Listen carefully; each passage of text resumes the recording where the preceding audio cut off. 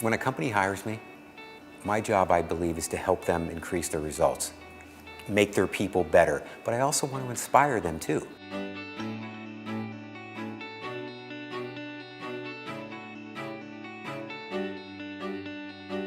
You have to be brave.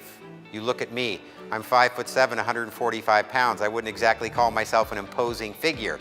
However, I can certainly go up to anyone and go, hello, I'm Pete Dunlap, nice to meet you. The name of my company is The Ultimate Salesperson.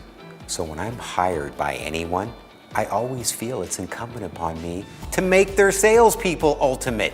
That's what I'm all about. And I've got some amazing material here, and I promise all of you, if you pay attention closely for the next 30 minutes, you will learn something and you will be a better salesperson. However, I cannot make you do that. The effort has to come from you. I was a super shy kid, but I realized I don't want to live like that. And so I met this lady, and next thing you know, I got a sales job in this title insurance industry. I didn't know anything about it, but I quickly realized, wow, if I just go out and say, hi, I'm Pete Dunlap, you don't know me, but you're gonna love me, I can do really well. Next thing you know, I was promoted to a VP of sales for 2 Fortune 300 companies, and I had an amazing career, all because of my ability to intentionally interact with people, which is what I call it. I do it on purpose. I lived a very sheltered life. I never had a girlfriend. I was there to play tennis, but I had this kind of bravado on the outside, but deep down, I was just a scared little kid. Then one day as I was pedaling my bike through campus on the way to tennis practice, I had the good fortune, I consider it serendipitous at this moment, to have seen the amazing speaker, Dr. Leo Buscaglia. Has anyone heard of Dr. Leo Buscaglia? He said after he walked by and he saw her walking by, at that point in his life, he decided, you know what? I'm not gonna live like this anymore. I'm not gonna live scared. I'm gonna be brave. And that's what one simple act of bravery can do. It can change your life. I cut hundreds or perhaps thousands of commission checks to salespeople, just like you. Now, who do you think I cut the biggest checks to? Yeah, you got it. I cut them to the bravest people out there. And when you're in the world of sales and you make 5 sales calls and I make 10, that means I'm braver than you. What sets me apart from other speakers, I believe, I'm not going to speak for other people, but I believe it's my authenticity and my experience. And I have a story to tell, and I'm not afraid to tell it, and I'm not going to embellish because I'm proud where I came from. And it's a success story, and it's my story most importantly. And in my experience, when I've spoken to people and when I keep it very real and transparent, that's when I connect the most with people. You need to say thank you to your clients often and with incredible sincerity. Now, it just doesn't come in the form of phone calls and emails. Anyone can do that, okay?